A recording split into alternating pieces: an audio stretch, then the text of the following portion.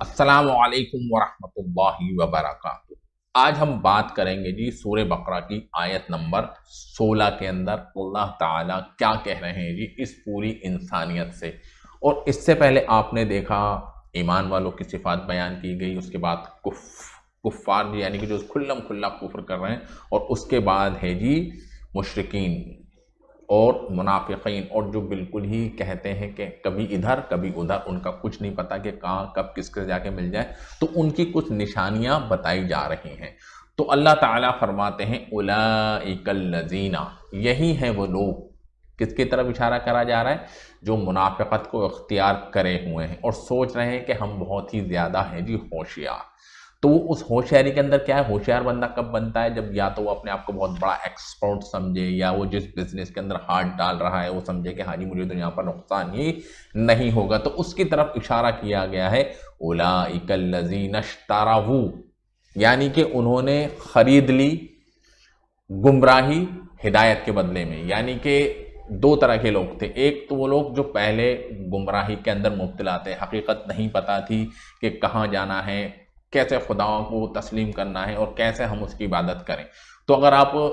مکہ کی ہسٹری دیکھیں گے تو وہاں پر کھلم کھلا شرک تھا، لیکن جب آپ صلی اللہ علیہ وسلم کی رسالت آئی، جب آپ صلی اللہ علیہ وسلم نے اپنی نبوت کا اعلان کیا، تو وہ لوگ جو کبھی کسی ٹائم میں گمراہی میں تھے اور حقیقت میں جانتے ہی نہیں تھے کہ عبادت کس کی جائے اور کیسے کی جائے، تو جب ان لوگوں نے اس چیز کے اوپر عمل کیا جو آپ صلی اللہ علیہ وسلم لے کر آئے، تو انہوں نے گمراہی ان کی ختم ہو گئی اور وہ ہدایت کے اوپر آ گئے۔ اور اس کے برعکس بہت سے لوگ پہلے ہدایت پر تھے، دیکھیں یعنی کہ بنی اسرائیل اور نصرانی اور یہودی وہ ہدایت پر تھے، پر جیسے جیسے وقت گزرتا گیا ان کے اندر بگاڑ پیدا ہوتا گیا، اور جب آپ صلی اللہ علیہ وسلم جب آخری نبی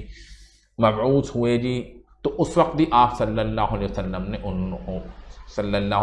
نے ان کو ہدایت کی دعوت دی، لیکن انہوں نے اپنی اسی گمراہی کو حقیقت جانا اور ہدایت کو بھول گئے، یعنی کہ ہدایت کے بدلے میں گمراہی خرید لی۔ فما ربحت تجارتہم، اور نہ ہی ان کی یہ جو تجارت جو انہوں نے ہدایت کے بدلے میں گمراہی لے لی، تو وہ سوچ رہے ہیں کہ ظاہری طور پہ وقتی طور پہ تو ہم کو اطمینان حاصل ہو گیا، لیکن ان کی یہ تجارت ان کے کسی بھی کام میں نہیں آئی، یعنی کہ ان کو پروفٹ نہیں ہوا، یعنی کہ اس تجارت سے جس کے اندر یہ بزنس کر رہے ہیں جی اپنا جس مینٹلٹی کے ساتھ، اس کے اندر کوئی بھی فائدہ ان کو نہیں نظر آیا۔ وَمَا كَانُوا مُهْتَدِينَ، اور وہ نہ ہی ہدایت پر آنے والے تھے۔ سمجھ میں آ گیا؟ تو اللہ تعالیٰ نے کیا کہا کہ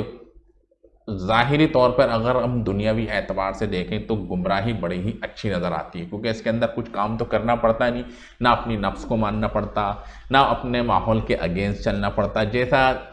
ذہن کہہ رہا ہے، جیسا آپ کو نفس آپ کو اجازت دے رہا ہے آپ چلتے جا رہے ہیں، لیکن حقیقت میں آپ ذلیل ہو رہے ہیں، ذلت اختیار ہو رہی ہے، گمراہی کی طرف بڑھتے جا رہے ہیں اور ہدایت سے بہت دور ہوتے جا رہے ہیں۔ ظاہری طور پہ آپ کو یہ دکھ رہا ہے کہ فائدہ ہے، لیکن اس طرز عمل سے آپ کو کوئی بھی فائدہ نہیں ہونے والا، اگر آپ بہت دیر ہو جائے گی تو آپ پھر ہدایت پر آ بھی نہیں سکتے۔ وَمَا كَانُوا مُهْتَدِينَ۔ تو السلام علیکم ورحمۃ اللہ وبرکاتہ۔